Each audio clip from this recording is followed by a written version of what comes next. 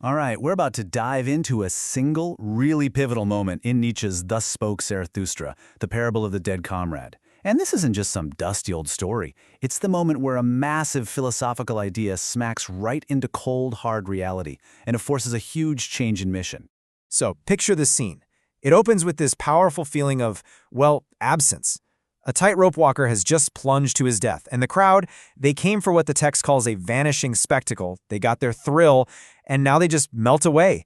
The show's over, and so is their interest. And it's right here, in this abandonment, that our story really gets going. It's on this now empty stage that all of Zarathustra's abstract ideas are about to get very, very real. Okay, let's really set the scene. We're in the marketplace of the Motley Cow. It's twilight, that in-between time, not quite day, not quite night.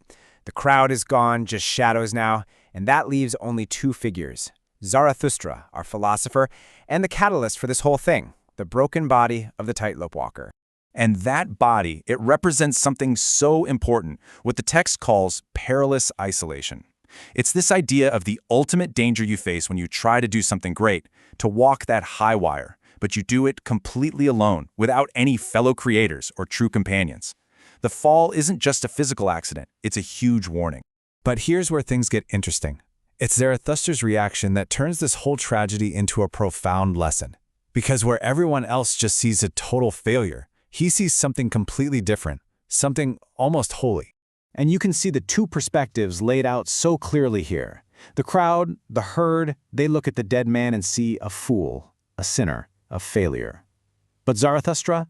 He looks at the exact same person and sees immense courage. He sees someone who made danger his entire calling, and in that effort, even in failing, he finds something sacred. He calls him a holy thing. So this is the key takeaway, this idea of the earthly struggle.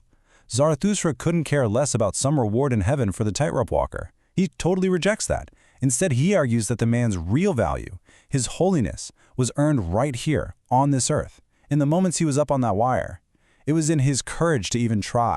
This line right here is the turning point.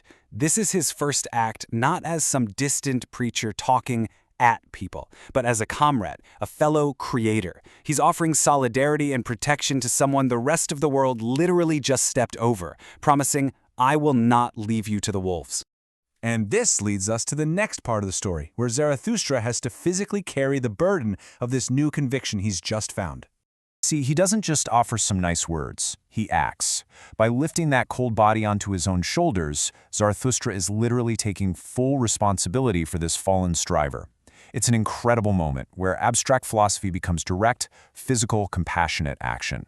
And the way the text describes this is just brilliant. The body is heavy, like his wisdom. Think about that. The burden he's choosing to carry isn't just physical weight, it's the weight of the profound new understanding he's just come to.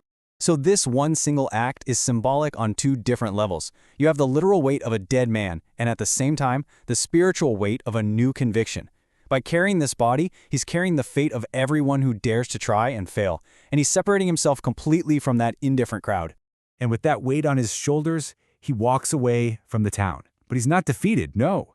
He's walking away with a brand new mission that's just starting to take shape. The text calls this his atonement. But we have to be really clear here. This isn't about him feeling guilty. It's a strategic pivot. It's Zarathustra looking at the situation and realizing, okay, my old method of preaching to the masses in the marketplace, it's a total failure. It's time for a completely new approach. And this whole experience basically lays out a new game plan for him. Step 1, stop wasting his breath on the herd. They don't care.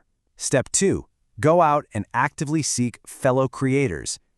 People just like that tightrope walker. People who are willing to risk everything for the meaning of Earth, for something truly meaningful in this life. So by deciding to bury the man himself, Zarathustra makes sure that this death wasn't just some meaningless joke for a bored crowd. Instead, he reframes it. He turns it into a glorious, self-willed destruction.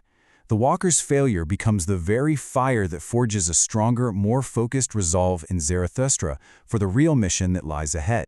And that really leaves us with a powerful question for our own lives, doesn't it? When we see a failure, whether it's our own or somebody else's, how do we react? Do we just write it off as a foolish end? Or can we, like Zarathustra, find a way to see how a downgoing, a failure, can become the very thing that forges a stronger, more meaningful purpose?